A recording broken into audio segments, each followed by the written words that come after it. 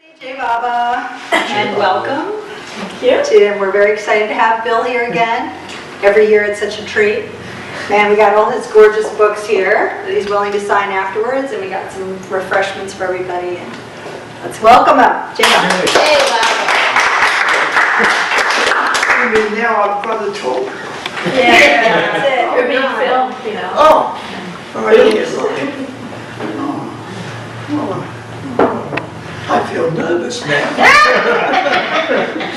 Say something. Well, you have a very difficult audience here. Yeah, I know, that's what I'm worried about. No, you don't. Jai Baba. Jai Baba. That's always safe.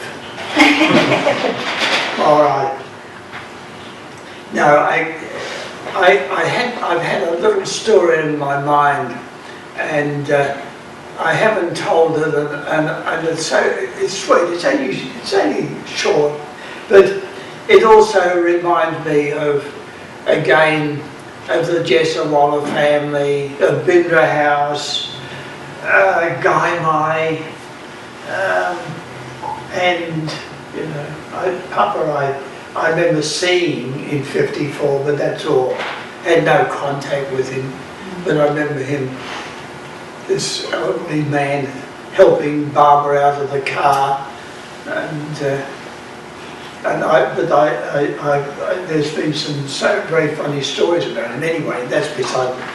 The story is that in the '50s. Now, sorry, I'll have to begin again. You know that Homie, Roshan Kerawala's father, was married. He had 4 children, and the first 3 were all terminally ill. Oh my goodness. Wow. Yeah, all the 3. And then Roshan was the 4th. And Mayra said to Baba, please don't let her get it. And Baba said no, That's not the story, but it's about Dunn was one of the ones that was terminally ill, and you would remember her. Ones that have gone back to in the '70s, I'm sure would have gone to see her and seen her very bulky as she was in the later years. And a slim girl a servant girl would be with her, and it was incredible that girl could lift her into bed or out of bed as long as they said Baba's name. Baba had said, take my name. Otherwise, if it was done without it, impossible. But my memory of Dunn was her sitting at the window and looking out at the trees that were there in the estate, the Akbar Press estate, and pointing, there's Barbara's face. And of course I'd look and look. And I'd say, oh yeah, I can't quite lie. Yeah. But anyway, it was in the '50s, and she wasn't so bad. She could still move, but with difficulty and slowly. And Baba sent her a message saying that she was to come to. It was some particular film. I've forgotten now what it was, but it was a particular film that Baba. And all the women were going to see, and Baba sent a message saying that he wanted her to come, and she said, Baba, she sent a message back saying, Baba, I can't get up the stairs, it's impossible, and Baba then sent a message, no, that you'll be down the bottom and 2 of the women will be each side of you. Sitting in where they could get to, and so it was arranged that she was taken to the theatre, to the picture theatre, by Papa and Gustaji. I think it was Gustaji. Oh. Hey, hi. Hello again. Yeah, good to see you. Hello, Steve. I don't really mind it here. And they arrived in the taxi, and when they arrived, it was in the I think it was the late afternoon, but it was drizzling rain. And Papa, I'll say Gustaji, I'm sorry I've forgotten, but one other of the men bundling, got out of the taxi to go in because of the rain, and Papa says to come on, hurry up, let's get out of the rain. And she said, I can't move that quickly. And while she's struggling to get out, who comes but Baba? And Baba gestured for those two to go in, and he helped her in the rain to get out of it. Yeah, free.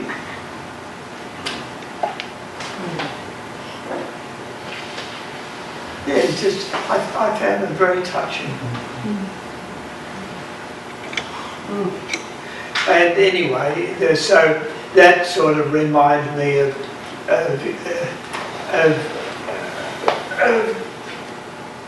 as I said, Bindra House, Gaimai, and these wonderful, sorry, I better plug these books because there's some wonderful stories by Marwan of the history of the Jessawala family, and others like Gardika, Gardika.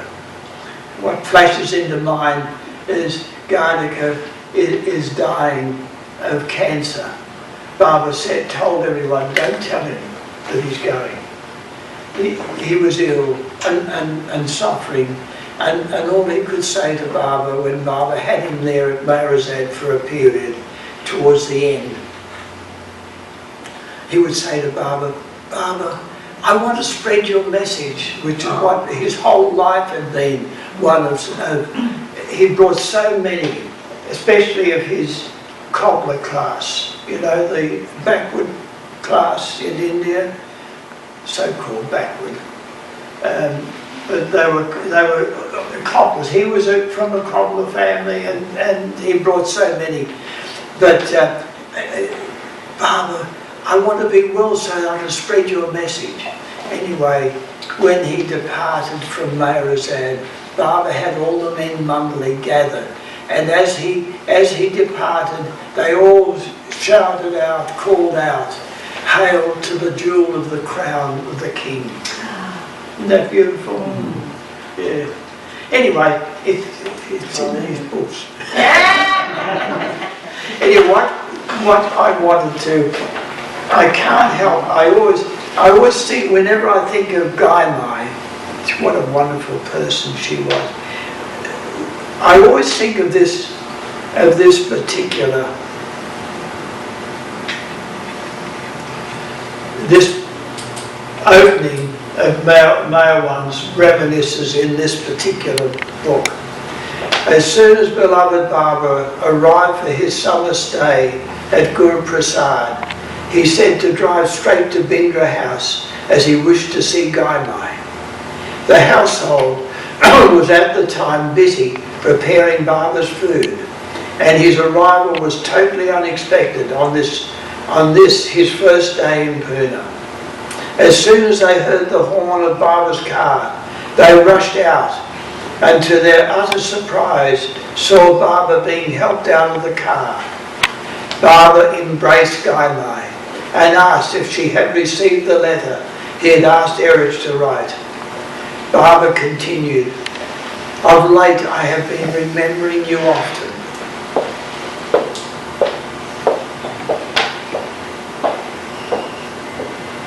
I don't know why I have been, and why I cannot resist coming and seeing you straight away. Can you believe this is God? Dear Guy began to weep, saying, Barbara, you were so tired, you could have come some later time. No, I had to see you right away, and I have come.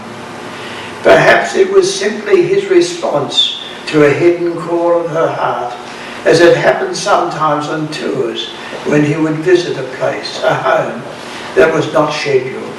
Or perhaps simply another reminder to us that he will always respond to our great yearning for his company. This is the letter that Eruch had sent on the 14th March 1963. My dear Mummy, beloved Barbara wants me to write to you saying he's being reminded of you so often this past 3 days. Barbara is asking a question since the last 3 or 4 days. How is it that I keep remembering you? He asks the question of Mummy. Barbara wants to know the why of it. Beloved Barbara sends his love to you, love is in caps, and wants me to convey to you that he is made very happy by your love for him. Barbara wants you to give his love to his very dear Manu and male one. Yours loving, Eruch. Then on the 23rd of March 1963, Barbara again asked Eruch to write. This is the letter. My dear Mummy, beloved Barbara wants me to inform you that he knows well how much you love him, and he wants you to know that he loves you much more than you love him. And this is the reason why you are very frequently remembered by him. Beloved Barbara sends his love to you, dear Manu and dear Mayon. In spite of our arrival in Pune tomorrow, beloved Barbara insisted that I write to you today. Isn't that incredible? Express delivery letter, hence this letter to you, with much love from me and from each one of us at Mayrazad, to all dear ones in Bindra House and Ganishkand. Yours lovingly, Eruch. Isn't that lovely? So sweet. And of course, you know, as you might remember, Barbara said that Gaimai would be his mother next Advent. And I love the fact that Sheriar, she knew before her death that this was so, and she used to sympathise with Gaimai. So, I feel so sorry for her. It's terrible. Isn't that funny? It's so funny. But also, you know, talking about Sheriar, I mean, it's so funny. I mean, isn't it incredible that we're talking about God, you know? It's God in human form, God descended into a human being. And God is saying to the women, the Western women, this was in the 30s, how he's saying how you've got to maintain your poise. That even if somebody pinches your chapati, you mustn't lose your temper. this is in the write-up. That you maintain poise. And he says, and then he goes on and says, you know, my mother is a very good test for me to maintain my poise. And can you believe it? He said, you know, there are times when I feel like murdering her. I mean, the future generations, I wonder what they're going to think. God's sort of talking about murdering his mother. And then he ends up by saying, but I maintain my poise. Anyway, you know, there are delightful stories in these books. Anyone that hasn't been, has just come in. you know, sorry, I'll just break off for a moment. You know, I really enjoy, I enjoy these talks in the bookstore. You know, books, I don't know how anyone can just use the internet or, you know, read. I love books, and it's such a delight for me. You know, Diana might want to go off shopping. I go to a bookstore or the library. You know, I'm happy with books, and it's so nice when you organise. You there? Yeah, then you organise these events because I enjoy them, and I enjoy sort of handling. Yeah. Anyway, so this is, you know, the sort of story that's in it is where Sheriar writes to Barbara. It's a Lanala. They were there in Lanala on the Gats. At one stage, that she was coming to stay with Barbara, and Barbara groaned when this was announced, and he said to Eruch, "Now look, Eruch, go and pick her up, and when you do, while you're driving her back here, tell her, point out, it was the summer period, point out that the snakes are particularly bad." and you know, and the scorpions are big. Now, I warn you, she's very shrewd. So you're going to have to be very convincing, you know, so that she doesn't stay long. See, because the whole point of it was to make sure that she didn't, you know, that she cut short her visit. So Eruch goes to pick her up, and of course, in accordance, obedient to Barbara, he starts off and saying, "Oh, you know, the snakes are very bad." And she was petrified of snakes. Of course, this is the whole point of it. And the night watchman last night, you know, killed 3 of them. And Sheriar says, "Oh, is that so?" Yeah. Oh, and the scorpions, oh God, you know, you ought to see them. I probably didn't say, "Oh God," but you ought to see the scorpions, big ones, very hairy. and Sheriar says, "Really? And what else did Barbara tell you to do?" Eruch gave up. Oh no, that's right. Sheriar went on saying, "You're only a boy. You know, I know his ways. Don't try and put it over me." Yeah. She was a very forthright sort of person, apparently. And when Eruch reported to Barbara, Barbara shook his head and said, You didn't do it properly. I told you. You're very shrewd. You should have.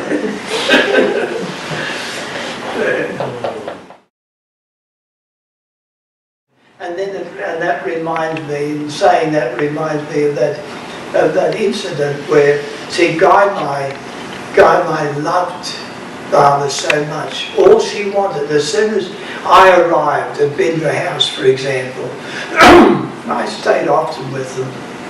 And every time, as soon as I got there, what stories did Eruch tell you? What did he say? What did you talk about? Always it was about Barbara. And so Guy Mai, as directed by Barbara, became Shireen's companion and helpmate, you know, in the sense Barbara said, whatever Shireen wants, you're to fulfill it. And so Guy Mai would pester, as Shireen Mai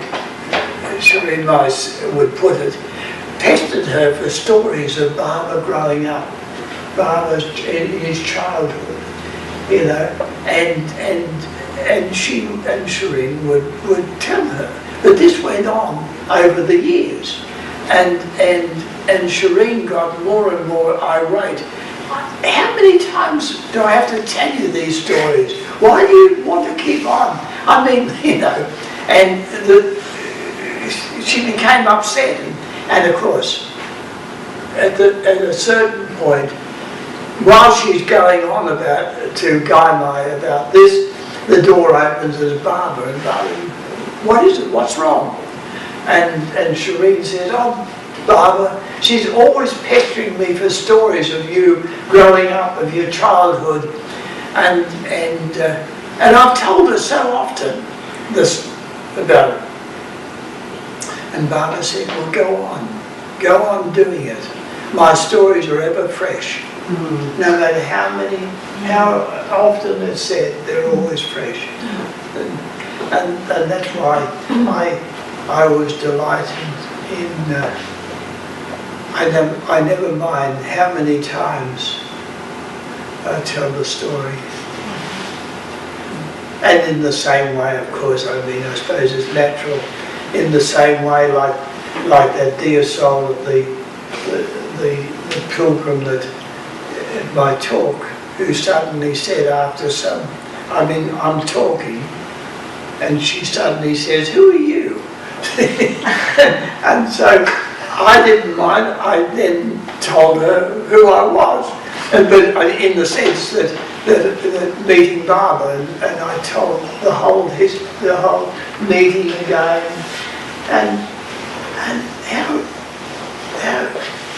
could it not be a wonderful thing to relive, you know?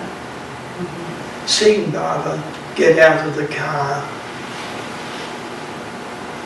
This is so unassuming, so natural. It's sort of slightly curved, if you know what I mean. Just sort of in such a natural way.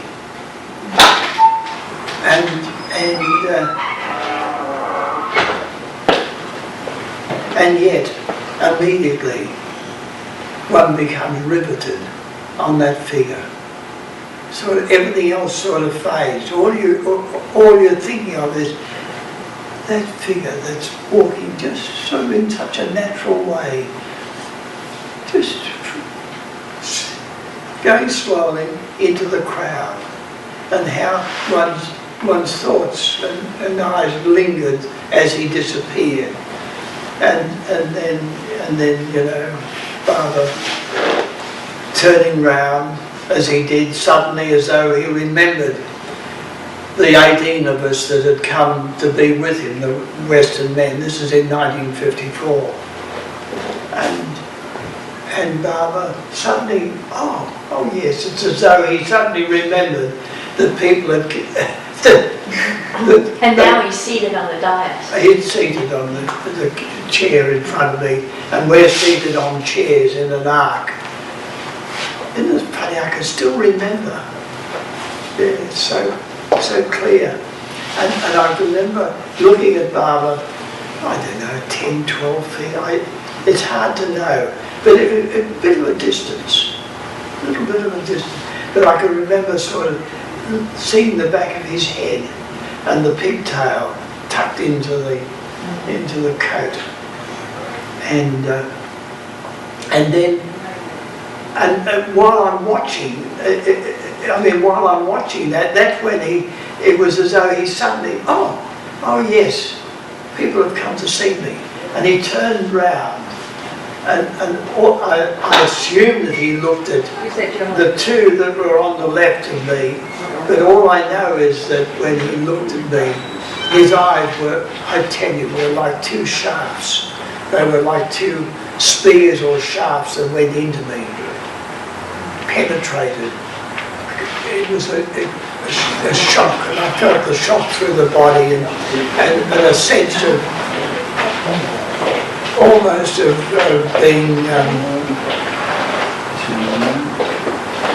being pinned against the wall.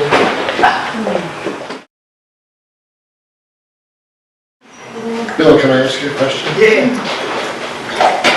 the stories about Guy Mine made me wonder, did you ever hear her say anything about how she felt about being Eruch's mother?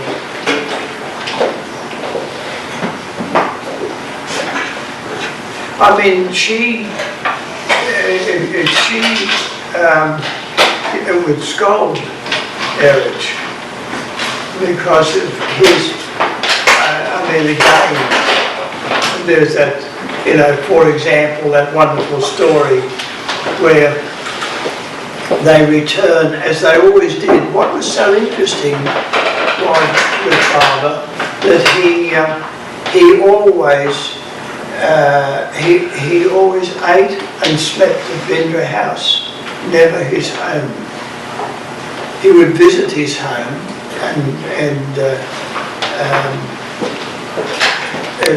his brothers and Pirimai and the children then there, but always the meals and overnight stay and bathing and so forth, always in Bindra House. And okay, on this occasion, they come back from a must tour, and as usual, their clothes are unwashed. They've had no baths.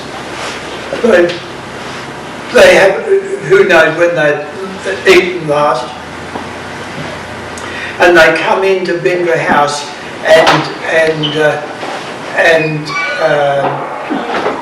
and Baba, of course, has his bath, and followed by Eruch. And Eruch said to Baba, now, after your bath, wait till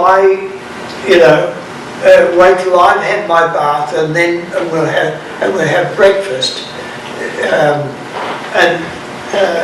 What he was concerned about was giving Baba his medicine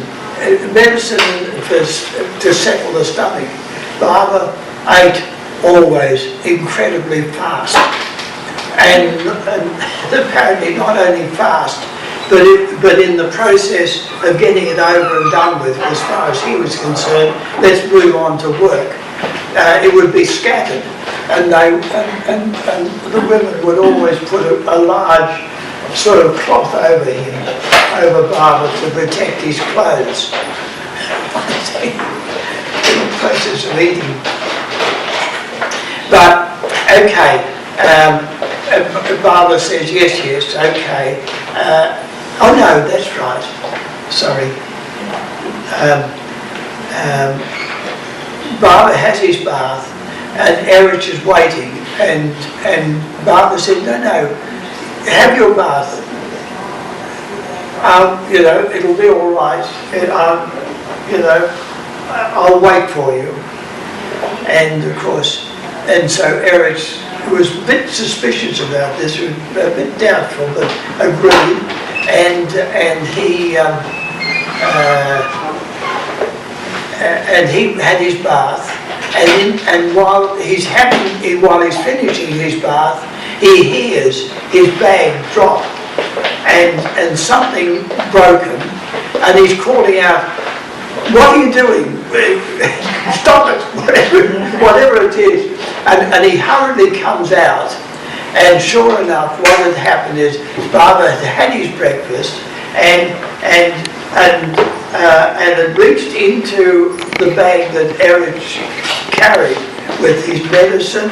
Now Eruch, trained by his father, knew precisely where every item was in the bag.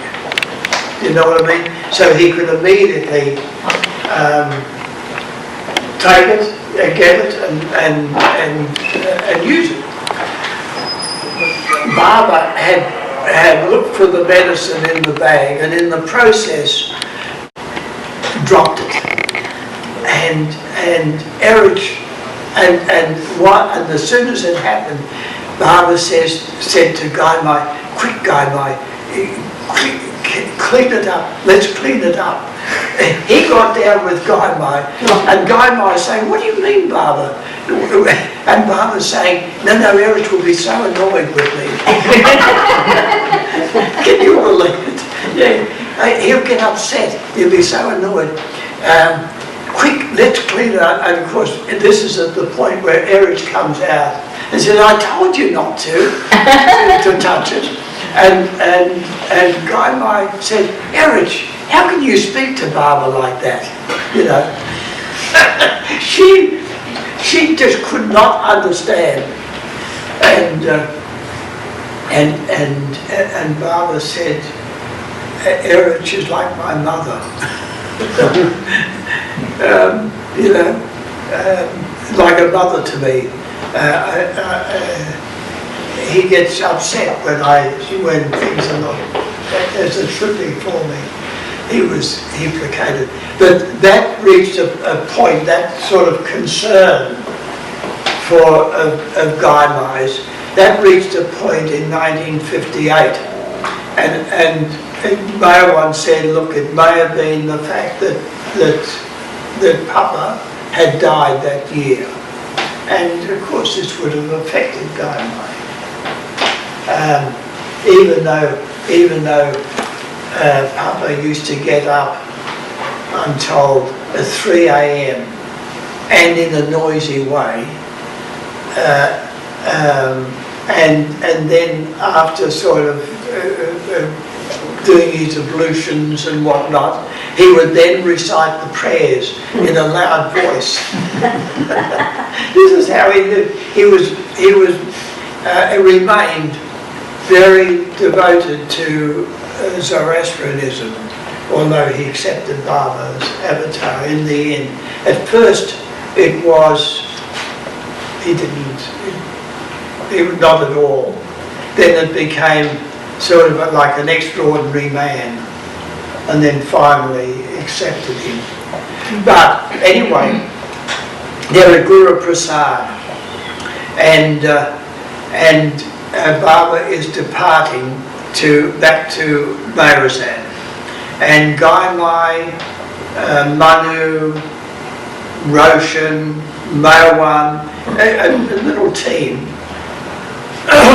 directed by Eruch, clearing up Guru Prasad, packing up, returning furniture that was on loan or hire, and so forth. And as usual, Eruch was very brusque and didn't mince words in terms of organising what had to be done.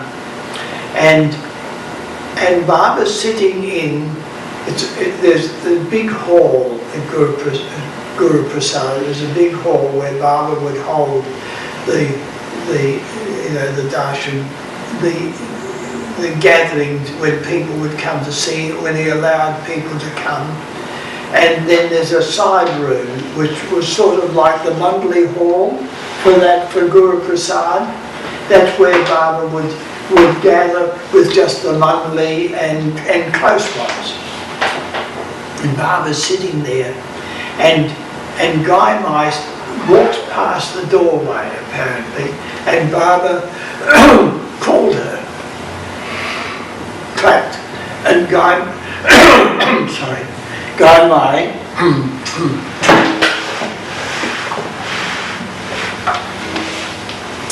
Guy Mai came in and immediately dropped on her knees in front of Baba, put her head in his lap and wept. And Baba left her there, then lifted her head and said, what is it?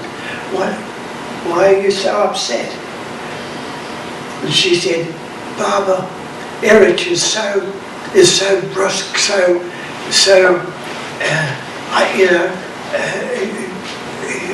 I don't know what words, sorry, that she said. But she was upset. She said, I'm afraid that he might be your Judas. And Baba said, what? What? You know, how can you? And then he clapped particular clap for Eruch. And Eruch came, saw his mother sitting at Barbara's feet and weeping and saying, "Oh, mother, what are you doing? You know, there's work to be done." This was Eruch. And Barbara said, put a match to all that. Isn't that interesting? That was the expression that Barbara used. Put a match to all that. Now, and then he had Guy Mai repeat what she had said. And Barbara said, no, Eruch is my Peter. And that was the first time that he'd used that particular expression. He is my Peter. Yeah. Again. I know the story so well, but it's a matter of sort of... Any questions? Any questions?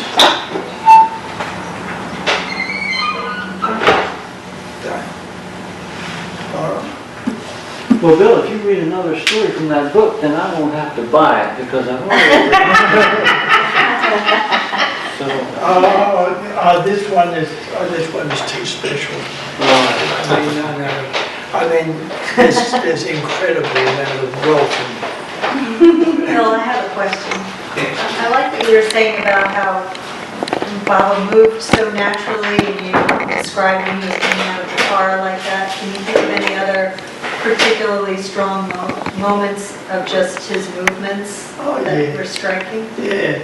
I mean, absolutely. I mean, there was, it sort of in all respects. I mean, you know, when I said he turned very sharply around to look at us in 54. His movements were never sharp, never angular. They were very extremely precise and determined, but never awkward. They were always, and despite the speed with which he moved, did things, they were always graceful. I mean, an example would be, even when he showed us in 54 how to play and played Indian marbles with us, and showed us how the Indian played, he squatted down like a youngster, like a teenager. I couldn't believe at the naturalness with which he just squatted on his heels and then shot. And he hit the centre.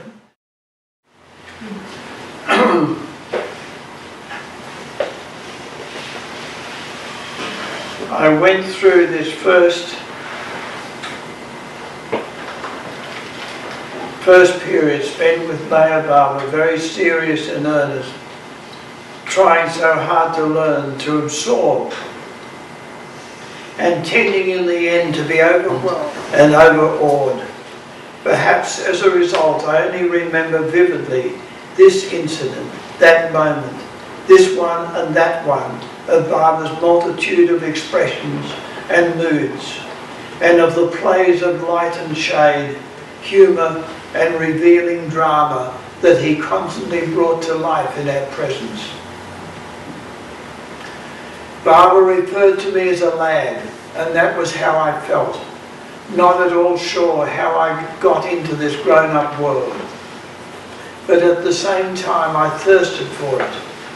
Sat on the rock wall surrounding our living quarters long before he was due in the morning, watching the dusty track, waiting for him to come, to see him striding slowly up the hill effortlessly, each movement like that of some skilled dancer who forgets himself for a moment and becomes pure movement, not breaking his stride, whilst now and then gathering a stone from the path and throwing it to the side with the same smooth, complete motion.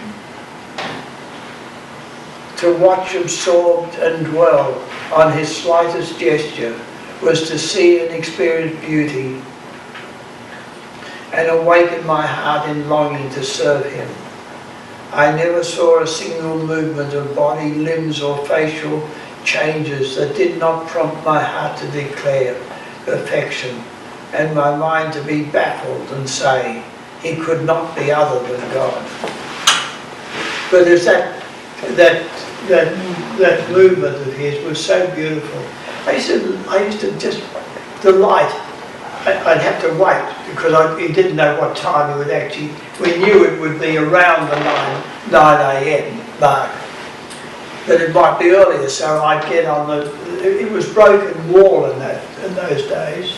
It's been repaired, of course, since then. But it was the stone wall surrounding it then was quite broken, and I can remember coming up onto it and watching for Baba to come.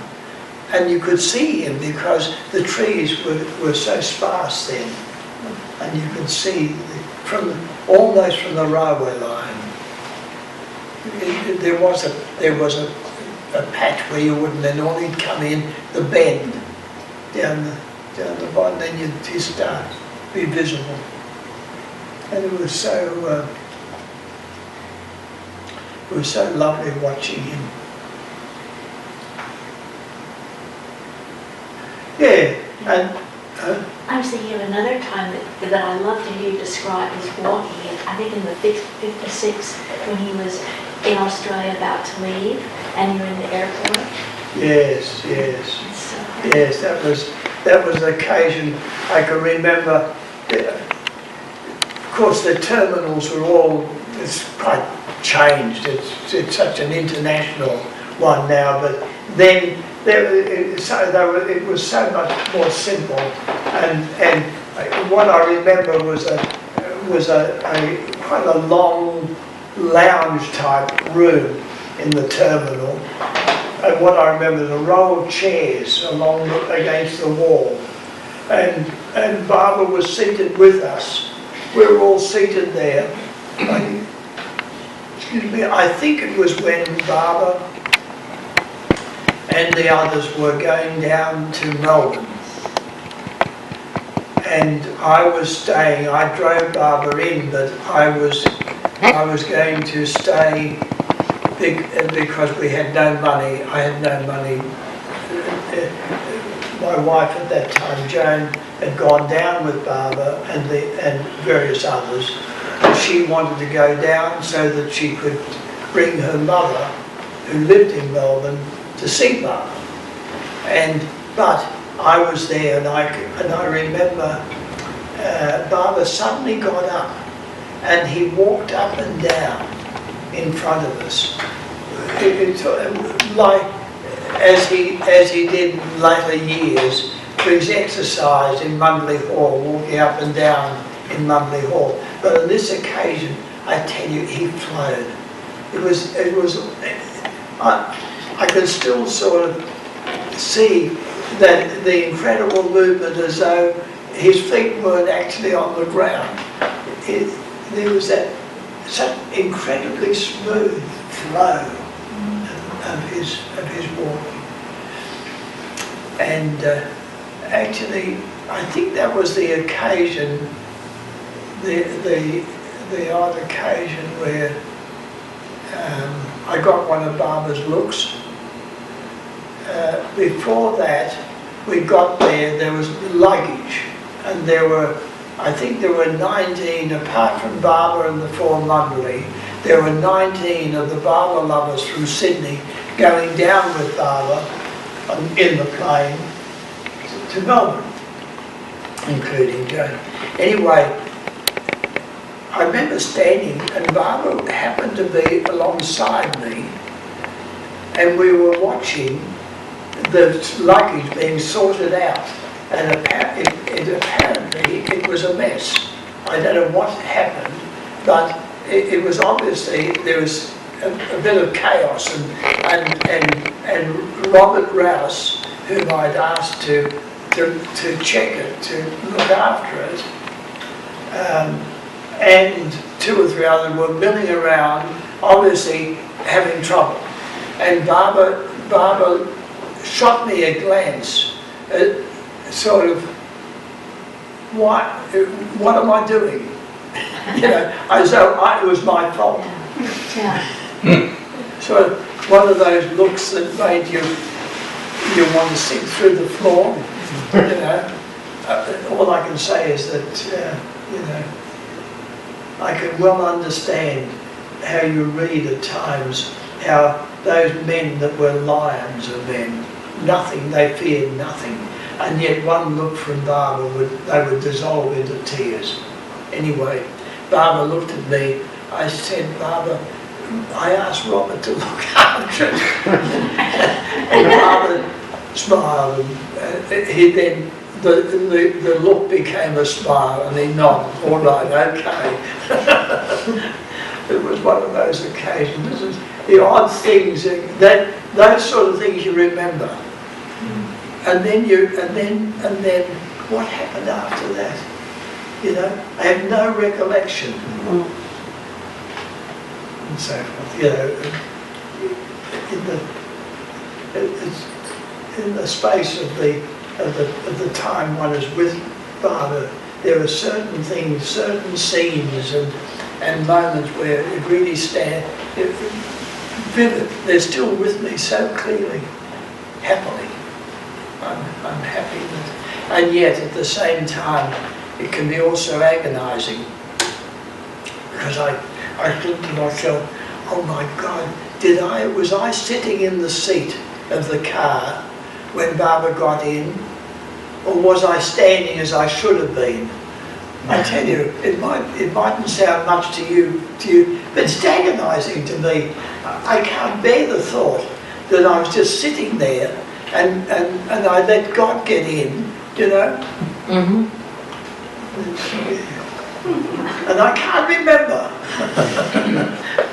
I keep trying to visualise. What was it? Yes, so they were the sort of movements. And then of course there was that the incredible change. Seeing Barbara in 54 and 56, as I've told you about his movement in that time, how beautiful it was. And then when he came again in 58, and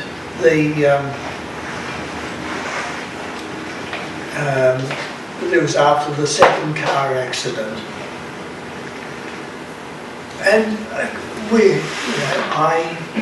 had read about it. I was told of the injury and what Barbara was going through, but it was written down. It was there.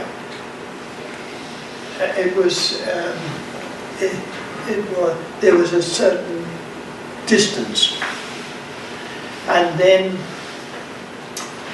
myself and another Barbara lover drove 2 cars down to Brisbane to meet Barbara and the Mundley and Francis. Francis had gone down to Sydney to bring Barbara back north to Brisbane Airport, which was not an international airport.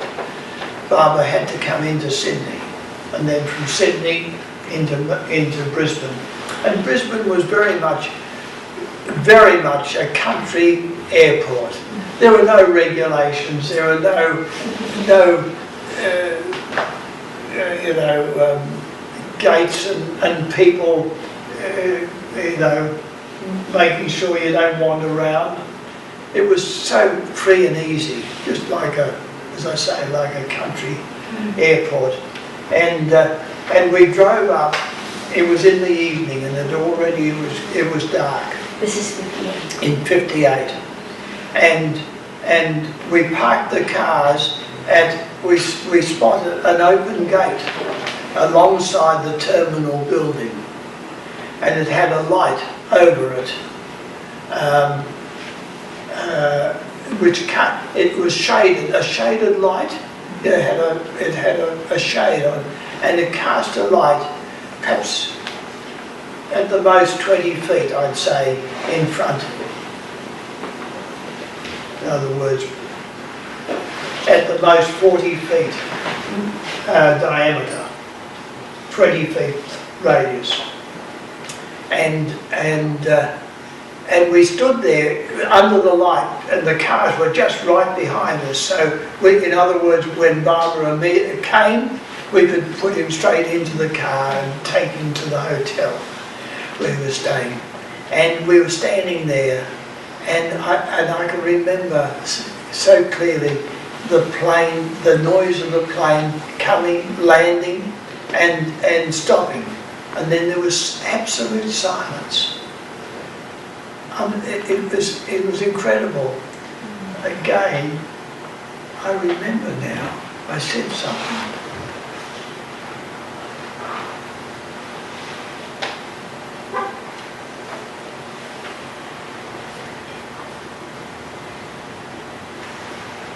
Sorry, you mind if I...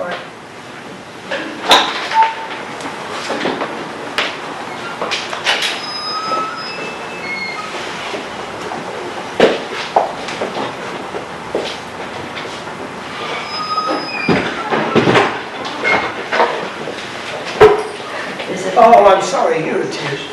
Yeah, I'm sorry, I was right the first time.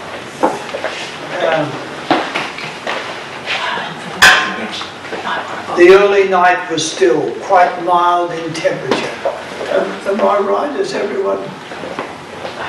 Is something happening?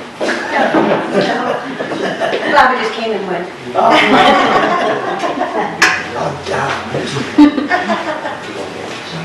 And the area where we stood seemed quiet and remote from the rest of the airport. I remember it now as an atmosphere of expectant hush. That's what I remember. As though the world was aware that some stupendous event was about to occur. Then as we watched, the figure of beloved Barbara slowly emerged from the darkness, with his hands resting, supported on the arms of Eruch. And Francis each side of him. Isn't that funny? What I remember, isn't that interesting? What in my memory is that all of a sudden, out of the darkness, just slowly emerging, was Barbara with his hand on Eruch and sort of leaning a bit to Barbara. and the contrast was so incredible. The contrast between Barbara movement then and what I remembered from 54 and 56 and the way Barbara moved then.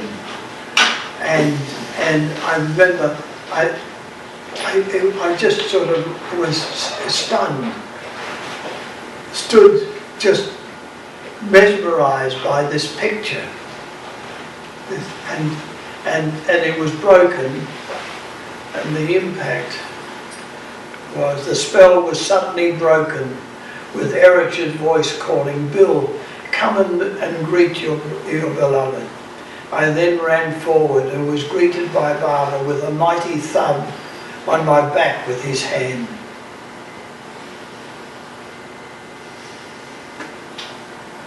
Yeah, but that was the contrast. Now, that was, and the contrast of Barbara moving in 54 and 56 and 58, then 62, but then particularly in 67 when I was with him. The difference was so marked, and yet again it was still graceful, even though he moved slowly up and down Mungley Hall as he did each morning for his daily exercise. 3 times he would be carried over in the chair by the Indian boys, and he would get down and with his hand on either Francis or Eruch, he would walk up and down for his daily exercise. and then sit.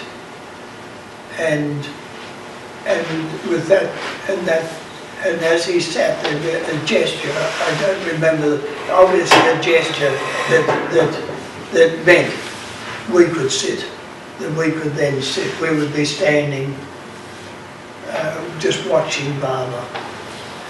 And then Eruch would put the neck brace around him, and he would sit there with the neck brace for the hours that he would be in Mundley Hall before lunch. Yeah. And again, the incredible contrast to Baba of 1954, 60 years of age, but like a man of 40, moving in so beautifully. And yet, what was so interesting was that even though I was aware of it, of his condition, and yet Baba made it so that there was the focus was always on the work, not on him. That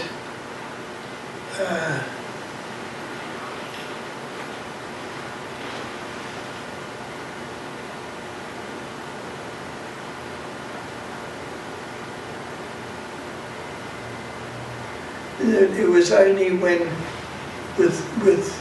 he moved in the chair, and you could feel that he was moving because of pain, or when Dr. Gaba would come in and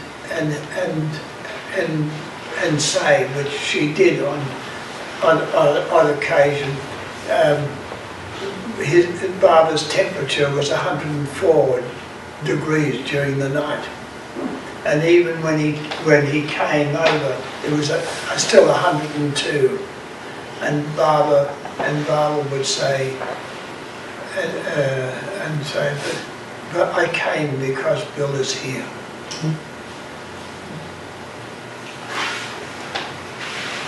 And because of Avatar's Abode.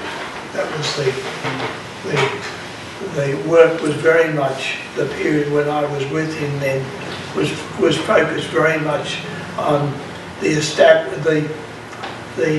how would I say, some further awakening of his centre in Australia. Okay, Jai Baba.